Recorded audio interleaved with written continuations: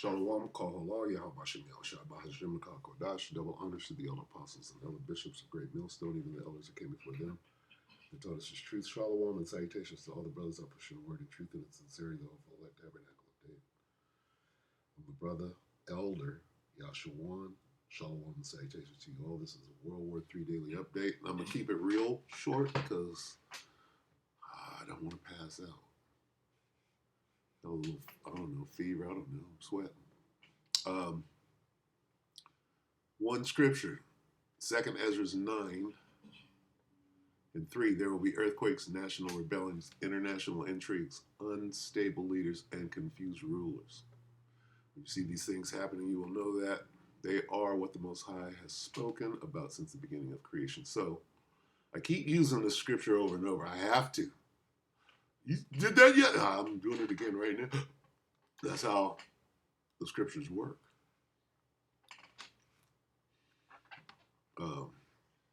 Peter, feed my sheep. Peter, feed my sheep. Peter, feed my sheep. Okay? Pete Hegseth dishonors the military again. Unstable. Let's read it again. Okay, there's a reason. Unstable leaders and confused rulers. Watch and listen to this. No, Pete Hex, no. Code Red is not a drink. That's what got us here. Washington Post broke the news reporting Defense Secretary Pete Hegseth gave a spoken directive, according to two people with direct knowledge of the operation. The order was to kill everybody, one of them said. Two people with direct knowledge of the operation. That means they are inside the Defense Department watching Pete Hegseth. They are like the helicopter pilot flying over the My Lai massacre and knowing that he had to do something, knowing that what he saw happening on the ground was a crime, knowing what he was watching on the ground was the worst war crime ever committed by the American military, and so he landed that helicopter. The people who are witnessing the order to kill everybody see only one way for them to try to stop such orders. And so they spoke to the kinds of reporters who have been banned from the Defense Department under Donald Trump. Reporters who are not allowed into the Defense Department press briefing room by That's his own tongue falling upon himself. Pete Hegseth. The Washington Post reporting on this story proves once again that access to the press briefing room is access to the least useful reporting that can be done in Washington, in the Defense Department, or in the White House, or anywhere else that has a press briefing room. Alex Horton and Ellen Nakashima of the Washington Post got this story without setting foot inside the Pentagon because they are banned from setting foot inside the Pentagon. There is no war in Venezuela. There will never be a war in Venezuela. Wow. Donald Trump foolishly decided to publicly play with the idea of war in Venezuela to distract from the Epstein files, a distraction that has failed miserably. And while Donald Trump remains weak in the face of Vladimir Putin's murderous aggression and war-making in Ukraine, he seems to believe that he somehow looks tough by firing the most expensive weapons ever used to destroy the smallest boats ever destroyed by weapons of war. Small boats with outboard motors. Confused rulers and unstable leaders. In the Caribbean, a place where there is no reason to be firing at anything that is floating there. There is no evidence, zero evidence, that a single boat attacked by Donald Trump has been carrying drugs. No evidence of that at all. Not one shred of evidence has been presented of a single ounce of a single drug on a single boat for attacks in which 80 people have now been killed by Donald Trump and Pete Hegseth. I would just like to add Go ahead and add it. that when pressed for even a shred of evidence, the response that we got from our vice president was that stopping the flow of drugs into our country is the best use of our military, so you say.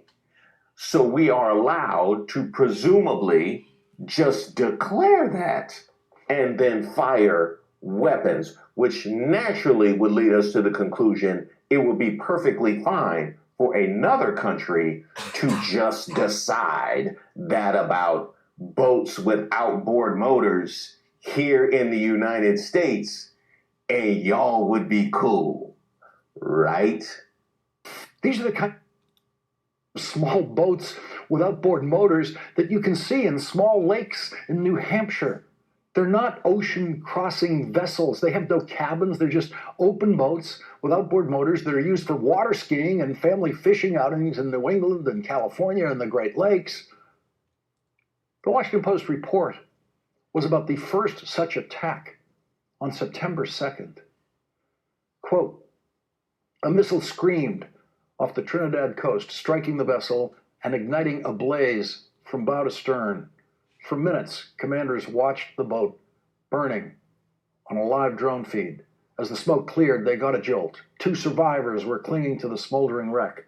The Special Operations Commander ordered a second strike to comply with Hegseth's instructions. 2 people familiar with the matter said the 2 men were blown apart in the water.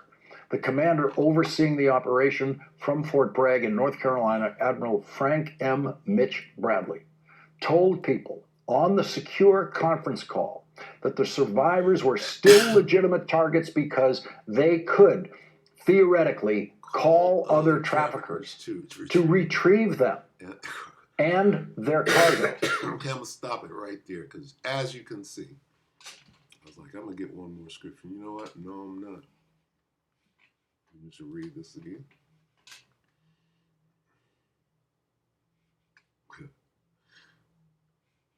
Second Ezra 9:1, he answered, consider all these things very carefully. When you see that some of the signs I've told you about have appeared, you will know that the time has come when the Most High Power will bring judgment on the world he has created. There will be earthquakes, national rebellions, international intrigues, unstable leaders, and confused rulers. When you see these things happening, you will know that they are what the Most High Power has spoken about since the beginning of creation. So what do we see right now? You just making shit up with potentially the biggest military on the face of the earth. You just doing shit like that? What is that going to cause? It's going to cause more of this. Now I got to get one more scripture. I'm going to go lay down. Revelation 11. What is this leading to? Because there's people in the region now. If you ain't really trying to go to war with Venezuela, and all of that was just some wagging the dog, guess what? Them people are in place now. Okay, North Korea, China, Wagner, they're all in Venezuela right now. They're all making their way into the Western Hemisphere for what? Okay. Revelation 11:14, the second woe is past, and behold, the third will come quickly. No, it's going to be a world war. It's going to be all over, but the main point is going to be in the Valley of Yehoshaphat. I just wanted to make sure that I understand that's the main battlefront, right? Although it's a world war. So with that, we hope that the elect are edified. Shalom to the elect.